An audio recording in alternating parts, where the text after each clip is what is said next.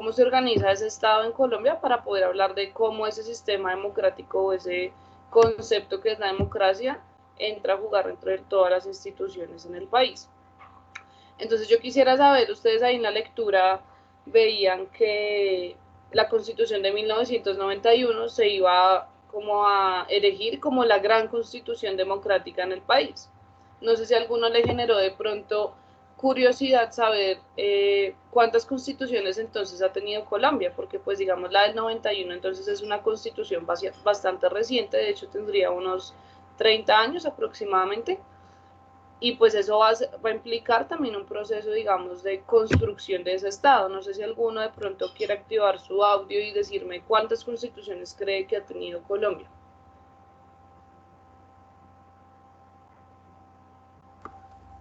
Ha tenido dos, creo. Dos, nombre y curso, por favor. Kevin Santiago Sánchez Vaca. Hola Kevin, ¿cómo estás? Kevin, la de 1991 y la de ¿cuándo más? No sé la verdad, pero sé que hay dos. Pensás que por ahí dos, una antes de 1991 y la de 91. Bueno, Profe, ¿alguien más? Ahí creo que son entre 9 y 10, porque si las contamos desde lo que fue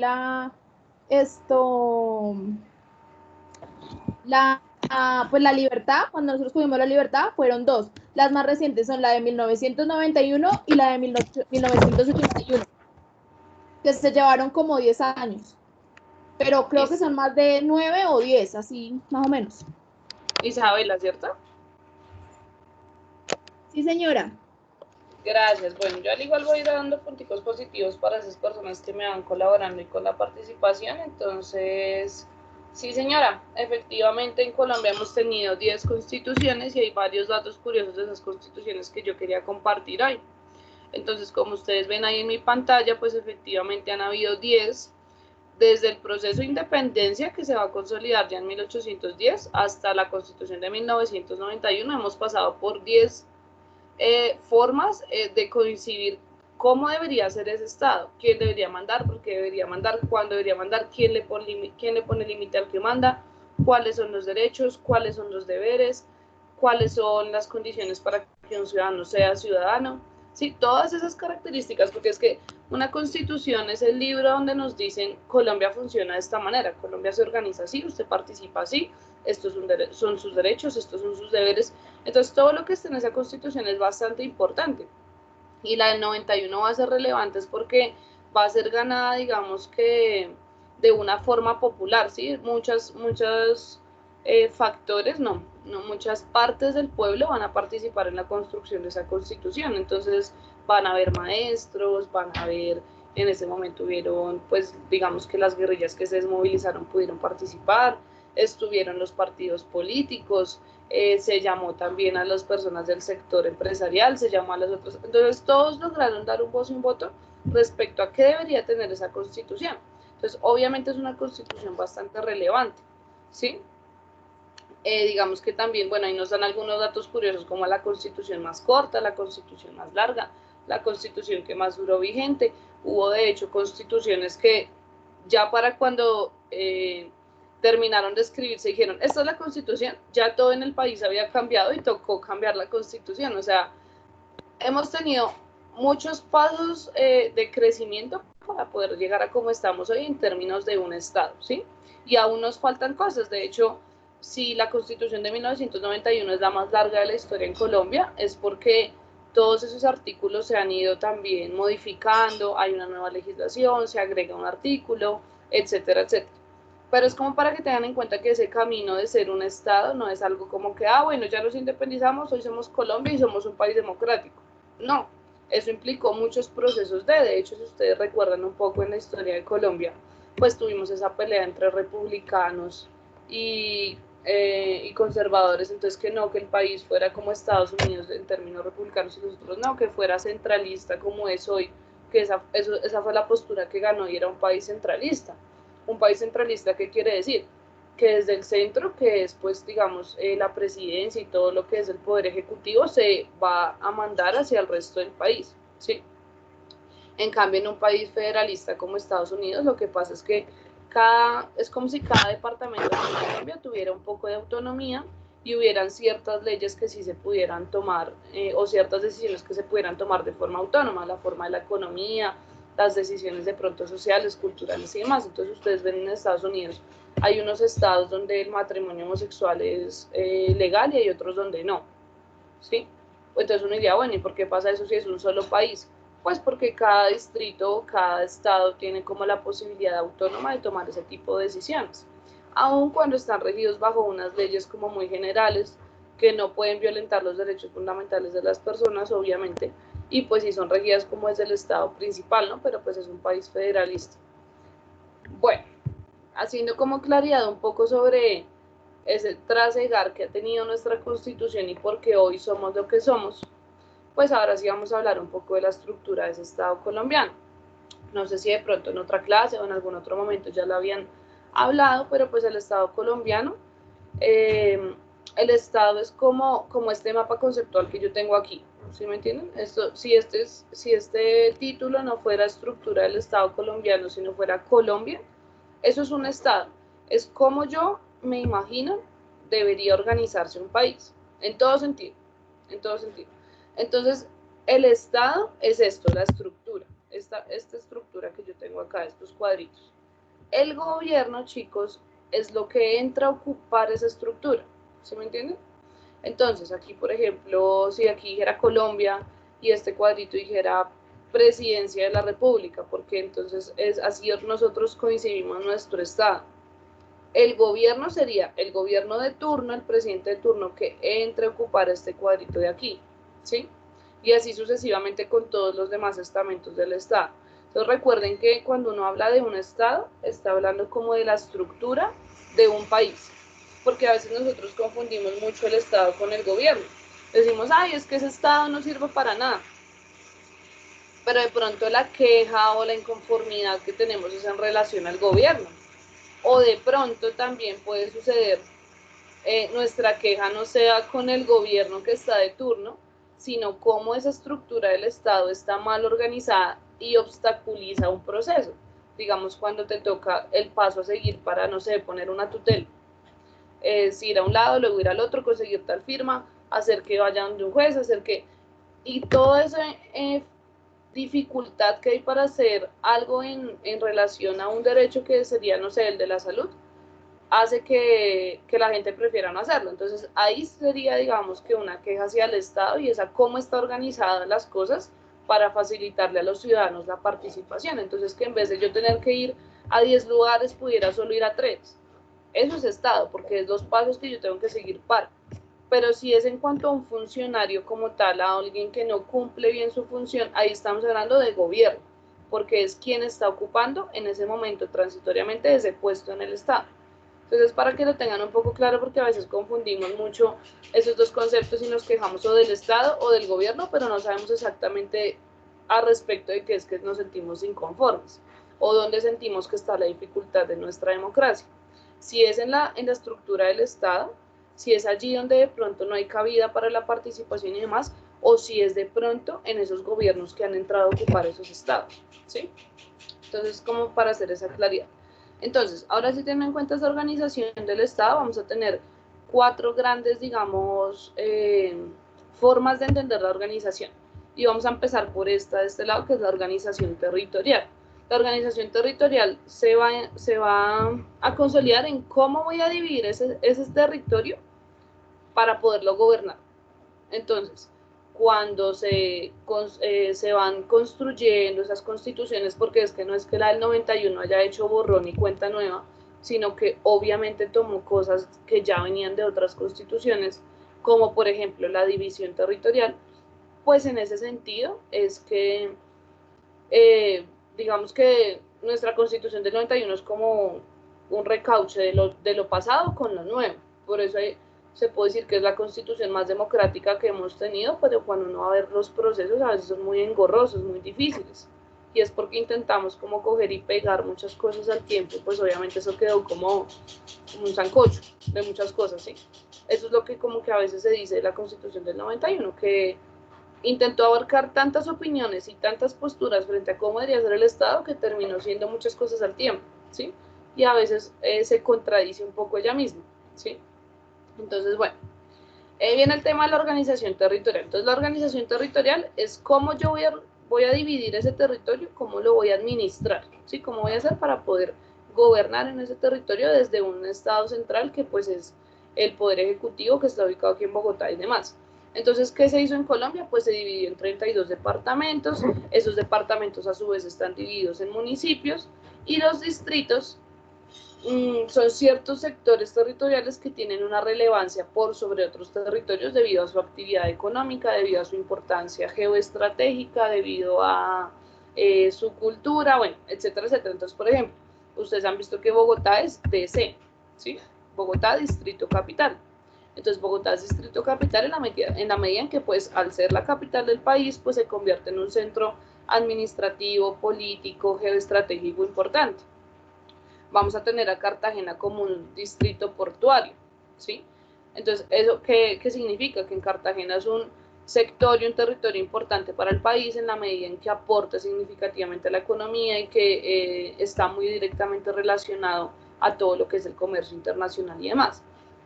¿Qué tienen de relevante los distritos? Que cuando ese estado divide los recursos, pues esos distritos tienen, digamos que unos recursos especiales para su funcionamiento, porque un departamento que tenga una actividad portuaria, por ejemplo, pues va a necesitar más recursos que de pronto un departamento que no lo tenga, porque tener un puerto y manejar todo este tema de comercio internacional y demás, pues implica más instituciones, implica más funcionarios, implica, entonces pues ese distrito necesita más dinero, pues porque ustedes saben que Colombia tiene, no sé, un dinero anual, y ese dinero anual hay que dividirlo en todo para que nos alcance para todos. Entonces, digamos que todas esas divisiones están condicionadas a muchos factores, porque yo no podría dividir por igual y ya. La misma parte para todos los departamentos, ¿no? Porque cada departamento tiene características particulares. Entonces, una de esas características son los distritos. Bueno, segundo gran elemento de la estructura del Estado colombiano va a ser la organización electoral. Entonces, ¿qué es lo segundo que un país tiene que tener en cuenta a la hora de organizarse? Decir, bueno, ¿cómo vamos a organizar el ejercicio democrático? ¿Cómo los ciudadanos van a participar dentro de esa democracia? Entonces, para eso hay dos, digamos, entidades importantes, que es el Consejo Nacional Electoral, que es el que se encarga de organizar, administrar, velar porque ese ejercicio democrático se cumpla de la mejor manera posible, el ejercicio electoral, vale aclararlo. Y la otra gran entidad es la Registraduría Nacional del Estado Civil. ¿Por qué? Porque no solo me basta con organizar y administrar y velar porque el ejercicio democrático se cumpla en el sentido del voto, sino que también necesito ver pues con qué gente cuento, bajo qué condiciones, cuántos de esas personas son mayores de edad, cuántos son menores de edad. Necesito censar constantemente a mi población, estar en un constante conteo de ella. Entonces, ¿eso cómo se hace? Pues en la registraduría. En la registraduría se dice cuántos nacen, cuántos mueren, cuántos están en edad de votar, cuántos no, cuántos tienen estado de discapacidad. Toda esa información la tiene la registraduría, ¿sí? Y ahí en la registraduría, digamos que estos son a grandes rasgos las entidades, pero estas entidades tienen subentidades, digamos el DANE hace parte de la registraduría y de esta organización electoral porque nos permite mantener un censo de distintas características de esa población.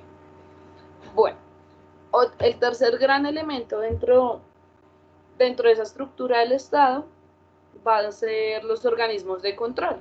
Entonces, ¿cuál era el otro pilar de la democracia? Que era lo que nosotros hablábamos la clase pasada. Pues mirar cómo hago para ponerle límites a ese poder, ¿cierto? ¿Cómo hago para que las personas que estén en el poder no abusen del poder que tienen? Entonces, en ese sentido, están los organismos de control, donde vamos a tener a la Procuraduría General de la Nación, la Contraloría General de la República y la Auditoría General de la República, que se encargan de ¿qué? Pues de velar que quienes estén ocupando los cargos dentro de ese Estado lo hagan de la mejor manera posible, que no se roben la plata, que cumplan con lo que está en la Constitución, que no se salgan de la ley, bueno, etcétera, etcétera, ¿sí? Y por último, pues obviamente la más importante, de cierta manera, pues es cómo voy a organizar el poder. ¿Quién va a mandar? ¿Quién le va a ayudar a ese que manda? ¿Cómo va a mandar? ¿Quién le va a poner límite también al que manda? ¿Cómo lo va a hacer? ¿Quién va a administrar la justicia? ¿Quién va a hacer uso de la fuerza? Etcétera, etcétera. Y eso es lo que vamos a ver a continuación. Entonces yo sé que algunos de ustedes ya han trabajado este tema, de hecho todos deben por lo menos alguna vez haber señalado el tema de las ramas del poder público, que son la rama ejecutiva, rama legislativa, rama judicial. Entonces en este momento le doy la palabra al señor Hamson. Hamson, yo sé que estás por ahí. Enciende tu micrófono, por favor.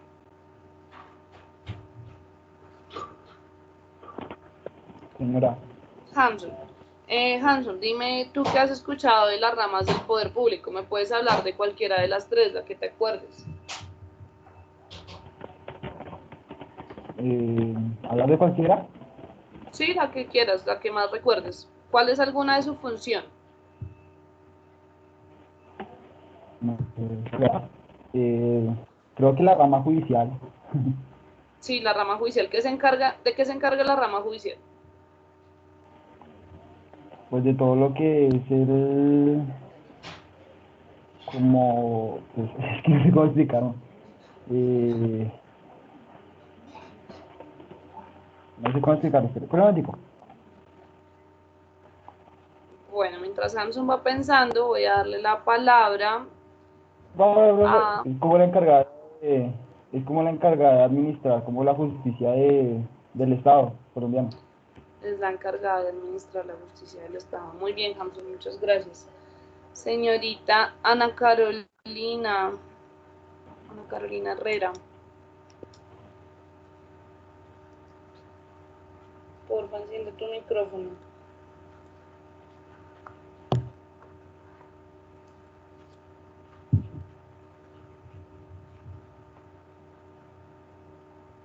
¿No? ¿Está por ahí?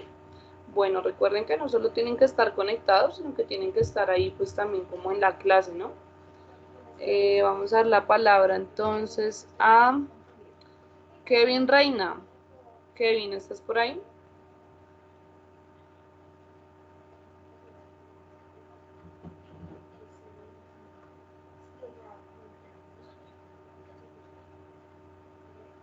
Kevin. No, tampoco. Bueno, miremos entonces, señorita. No. ¿Sí que estás, Kevin, por ahí?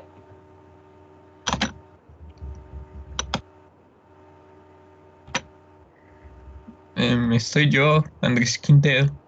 Andrés. Ah, bueno, listo, Andrés, ayúdame aquí. Entonces, eh, alguna de las ramas del poder público, bueno, además de la rama judicial, que sepas cuál es su función, digamos la rama ejecutiva. ¿Cuál es la función de la rama ejecutiva?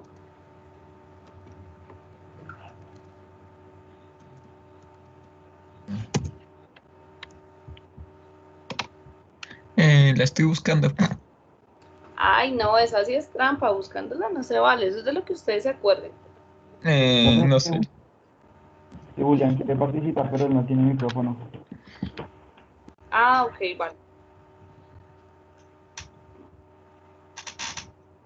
Bueno, y por aquí de pronto el señor Matiz. ¿El señor Matiz está? Yo, profe. Es la que me corresponde. ¿Sí? La No, el señor función Matiz de como la que no rama está ejecutiva conectado. es gestionar las políticas públicas y administrar los bienes de la nación. Gestionar las políticas públicas y administrar los bienes de la nación. Bueno, y por acá estará la señorita Alexandra Churi.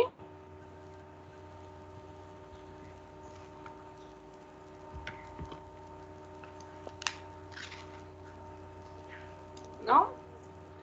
Bueno, y el señor Chávez de 10E.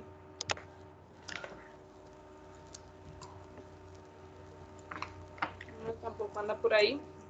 Bueno, y alguien entonces que me diga la función de la rama legislativa.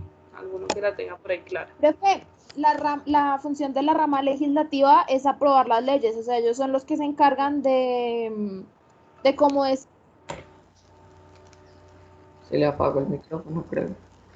¿A mí? Profe, me están apagando el micrófono. No, pero a mí no, no aquí. Bueno, No, espera. entonces muchas gracias a los chicos que me colaboraron. Entonces, efectivamente vamos a mirar esas funciones de esas ramas del poder público. La rama Profe, ejecutiva, dime.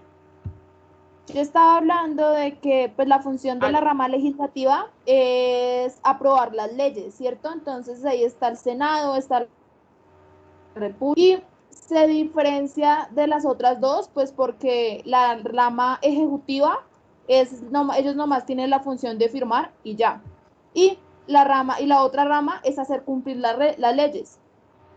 exactamente. Entonces, viendo aquí este cuadrito que yo les tengo acá para que lo tengan un poquito más claro, entonces tenemos tres ramas del poder, o sea, cómo vamos a hacer ese manejo del poder en el país. Entonces, no puede ser que solo el presidente sea, ¿cómo se llama? ¿Cómo es que dice el dicho? Como juez y verdugo al mismo tiempo.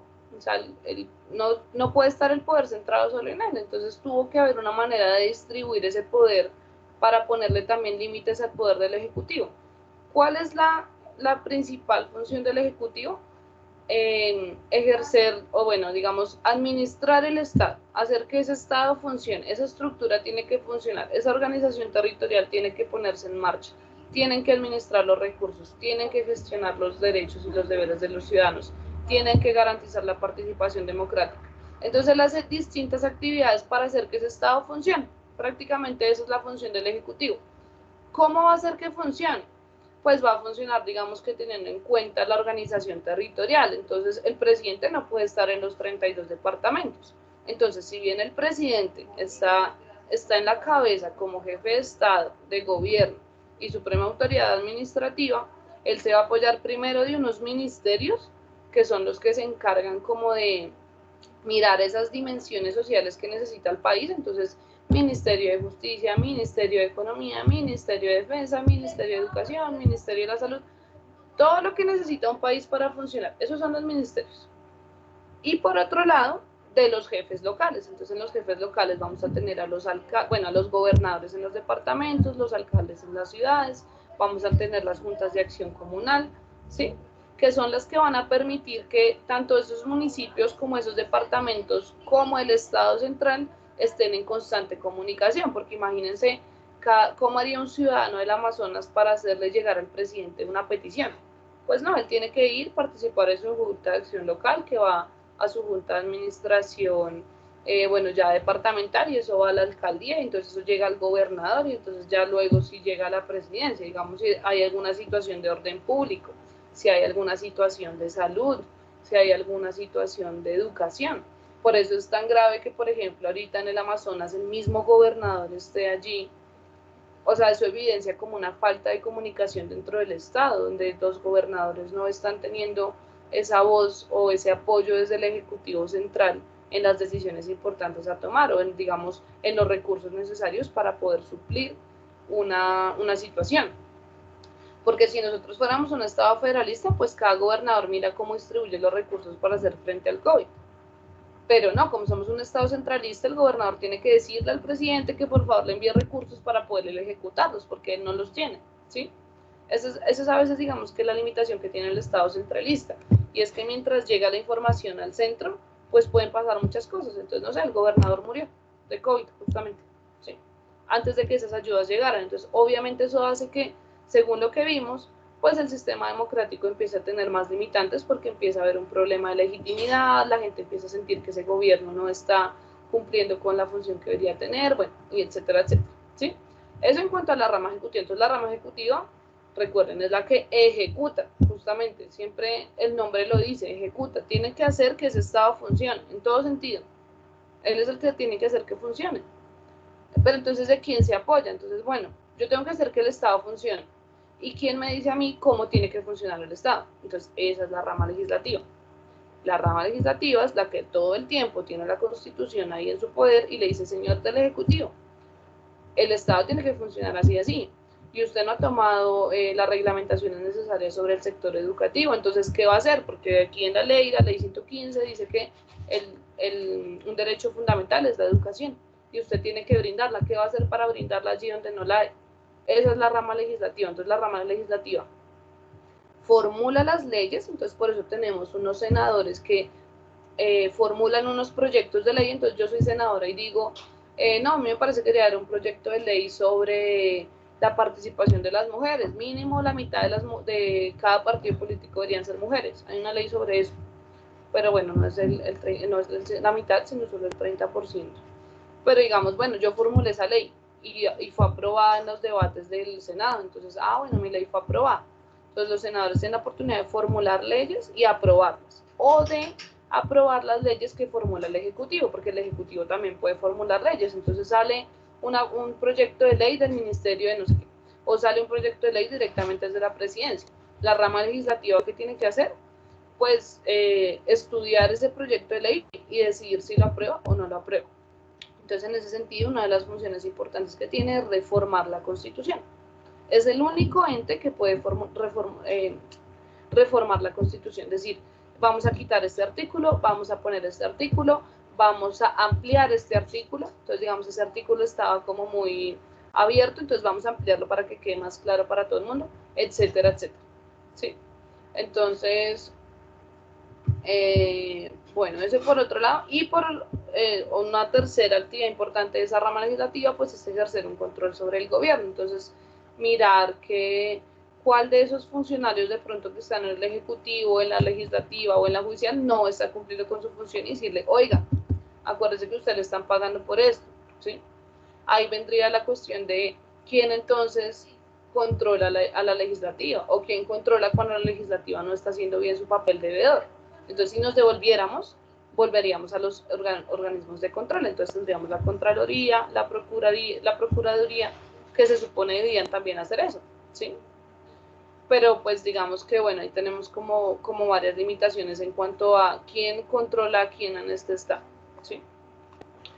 Y en ese sentido, bueno, es importante como aclararlo, esa rama legislativa se organiza en lo que es el Congreso de la República, y ese Congreso se divide en dos, el Senado y la Cámara de Representantes, todos elegidos por elección popular.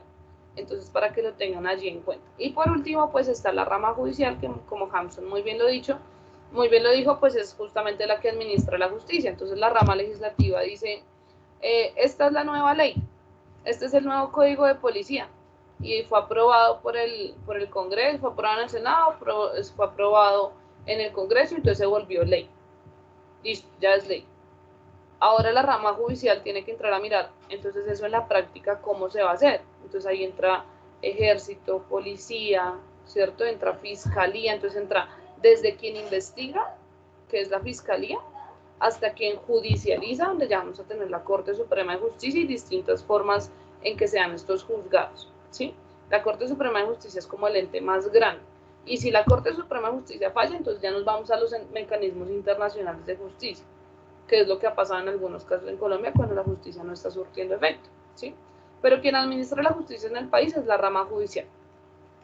Aunque hay que tener en cuenta que policía y ejército están bajo el poder del Ejecutivo, y es el presidente el que les dice, hagan esto, hagan lo otro. Si ustedes miran la jerarquía tanto del ejército como de la policía, quien está en la cabeza es el presidente. Bueno, pero obviamente están también muy ligados a la rama judicial en la medida en que ellos aplican la justicia que la rama judicial dice que hay que aplicar. Entonces, la rama judicial, ¿cuál es su función? Regular los conflictos entre ciudadanos. Entonces, usted me robó, usted no me pagó, usted mató a no sé quién. Eso es regular los conflictos entre ciudadanos, o de los ciudadanos con el Estado. Entonces, no me están prestando el servicio de salud, yo puse una tutela porque no me están prestando servicios de salud, y la salud es un derecho fundamental y el Estado tiene que garantizarme la salud. Entonces ahí yo tengo un conflicto con el Estado, ¿sí? O con la educación, en un colegio un profesor me pegó, o algo pasó con un profesor, pues eso entra a ser un conflicto con el Estado en la medida en que es una entidad del Estado ese colegio público, ¿sí? Entonces, esa rama de justicia también entra a velar los conflictos que pueden surgir entre las instituciones estatales y los ciudadanos. Y por último, pues garantizar cumplimiento de los derechos, pero también de los deberes. Entonces, si usted no cumple sus deberes, pues también la rama de justicia va a entrar a decirle, oiga, no está haciendo bien su deber, ¿sí? Bueno, entonces, eso hasta ahí tienen preguntas, ¿no? Bueno, por favor, alguien que ya como tal es una parte del texto que tenían en la guía, que quiero que trabajemos, pues para, digamos, poder como dejar claro cualquier duda que tengan, porque si ustedes se fijaron, la parte del sistema democrático en Colombia es más bien un artículo de prensa que nos habla como de un poco de esas limitantes. Entonces no sé quién me quisiera ayudar con la lectura de esta cita. La pregunta dice: ¿qué ha pasado con la democracia representativa en Colombia? Yo, Te escuchamos.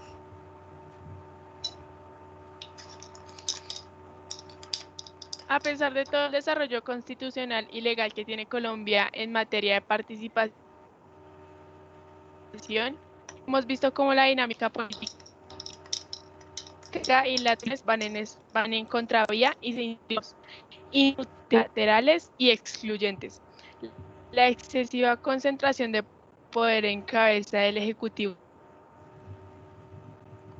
impide los consejos municipales y las juntas administradoras locales, las asambleas departamentales y hasta el Congreso de la República. Terminan sumidos en mucha función de representar por medio de sus decisiones a los intereses.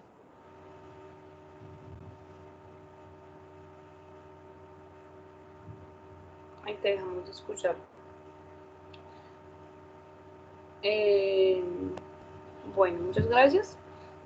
Ahí al final entonces dice: dejando a un lado la función de representar por medio de sus decisiones a los intereses ciudadanos que los convocan y mucho menos cumplen su función de control político, pilar fundamental de la democracia. Entonces, lo que nos está proponiendo esta parte del texto allí, porque pues en esa primera, o bueno, en ese artículo de prensa hablan de la Constitución del 91, de lo importante que fue, de cómo fue la apertura democrática, bueno, etcétera, etcétera. Pero allí lo que más nos están planteando cuando dice allí que la excesiva concentración de poder en cabeza del Ejecutivo. Entonces, ¿dónde se está concentrando el poder? En el presidente, ¿cierto? Y en el gabinete de, digamos, de ministros y de funcionarios que el presidente mete en el Estado cuando gana unas elecciones. Entonces, si ustedes se fijan, cuando un presidente gana las elecciones, pues entra con todo su gabinete, se le llama eso. Pues entra con su propio ministro de Justicia, su propio ministro de Defensa, su propio ministro de Educación, su propio ministro de Salud, y hacen parte pues de esa misma orientación política que ese presidente tiene, ¿sí?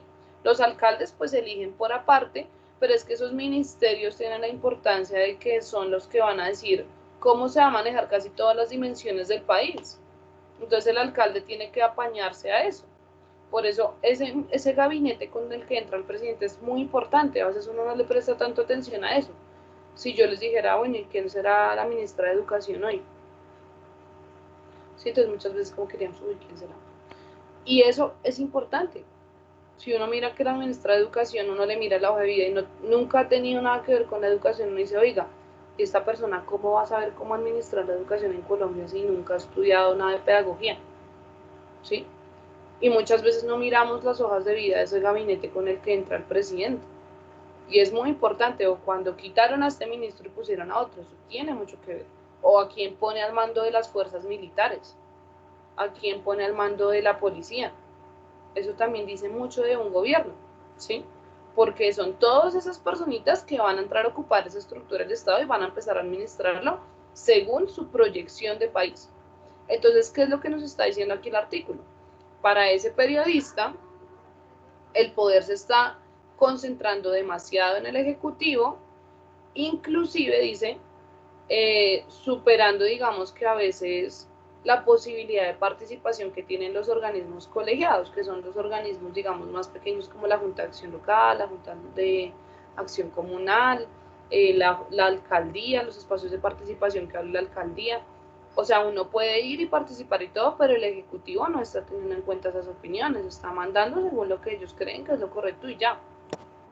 Entonces, obviamente eso le pone un limitante a la democracia, porque se supone que esos organismos, esos espacios de participación son los que hacen que nuestras voces, la del pueblo común y corriente, que somos los que vamos y votamos y los ponemos allá, pues ellos las escuchen, porque no puedo yo llamar al presidente y decirle: hola, señor presidente, imagínese que me está pasando esto. No, yo lo que puedo hacer es ir a mi lugar de participación más cercano. Entonces, por ejemplo, van a construir una gran avenida por el frente del humedal que hay en mi casa.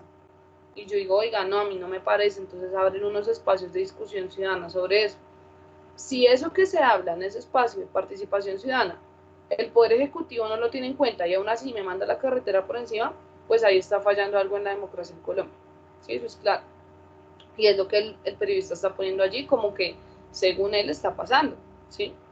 Entonces dice que además de eso hay otro problema y es que no solo no los escuchan, sino que además, dice acá, terminan sumidos, bueno, las asambleas departamentales, el Congreso, las administraciones locales terminan sumidos en muchas ocasiones en los intereses y prerrogativas del gobierno de turno.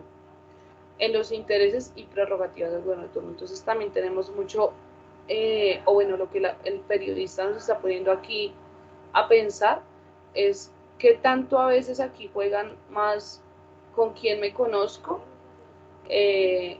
cómo puedo yo hacer que esta persona haga más bien lo que a mí me interesa que haga. Entonces, cómo ese gobierno de turno, sea cual sea, mueve sus fichas para que así los alcaldes y gobernadores y administradores locales que estén en cada uno de los espacios de la organización territorial, sean de otros partidos políticos, de otra postura, terminan haciendo lo que yo necesito que hagan para que mi proyecto de país se cumpla.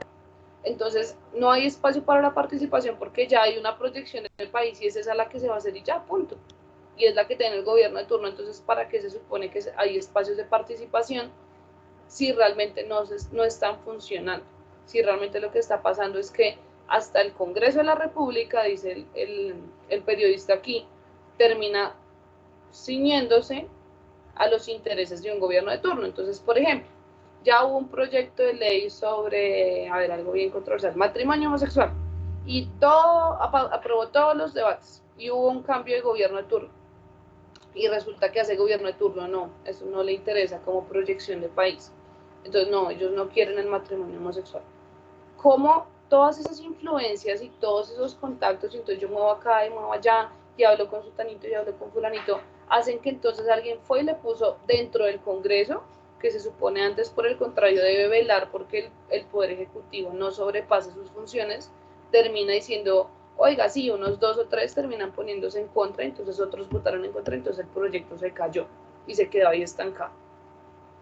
Entonces, ¿cómo esos gobiernos de turno están cooptando los demás espacios de participación y hasta los espacios de control que se supone deberían ejercer sobre ellos? ¿Sí? Y por último va a decir aquí el señor, dejando a un lado su función de representar por medio de sus decisiones a los intereses de los ciudadanos. El punto es que los proyectos de ley que discute el Congreso allá no deben ser los proyectos de ley que a ellos les parecieron. Los proyectos de ley deben cumplir a las necesidades y expectativas de nosotros los ciudadanos. Entonces, si se evidencia que un problema en Bogotá y que todo el mundo está cansado en Bogotá del maltrato animal, pues los proyectos de ley que los congresistas deberían llevar allí son esos, los que nosotros necesitamos, los que nosotros como ciudadanos estamos pidiendo, y no por el contrario. Entonces, como yo soy, voy a poner un ejemplo, mi familia hace tauromaquia, entonces como yo soy congresista, entonces no, yo voy a pasar un proyecto de ley para tumbar el proyecto de ley que prohíbe la tauromaquia en Bogotá. No, esa no es la función del legislativo. Y eso es lo que el periodista está poniendo allí, o sea, están dejando de cumplir los intereses que nosotros como ciudadanos tenemos, nuestras necesidades para promover sus políticas personales, sus intereses personales, y es ahí donde está la falla para este periodista de la democracia en Colombia. ¿Por qué? Pues porque va a decir ahí, pues mucho menos cumplen su función de control político, o sea, nadie le está haciendo control a los políticos hoy en día, porque todos están allá peleándose a capa y espada por sus intereses, y ¿quién está haciendo el control? Entonces ahí es donde uno ve como el señor anticorrupción pues resultó acusado de corrupción. ¿Por qué? Porque no se está persiguiendo el fin último de la política, y es mirar qué necesita la población y hacer cosas para que eso se supla, sino que cada uno está mirando allá a ver cómo de pronto, si a mí me interesa en lo personal algo, entonces yo voy y lo meto allá, así a nadie más le interesa, si eso ni siquiera sea una necesidad primordial, ¿sí? Entonces es ahí como en ese tipo de limitantes donde este señor periodista nos propone la democracia en Colombia tiene ciertos retos en los cuales trabajar. Y por último va a señalar allí que esa democracia o sea, que uno de los pilares más importantes para que esa democracia empiece a volver a tomar un curso es ir a las calles.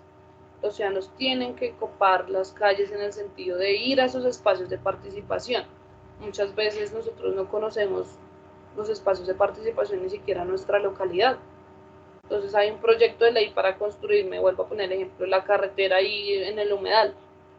Y yo ni siquiera tengo idea de que hay un espacio de discusión donde yo puedo decir, oiga, sí me parece, no me parece, estoy de acuerdo, no estoy de acuerdo.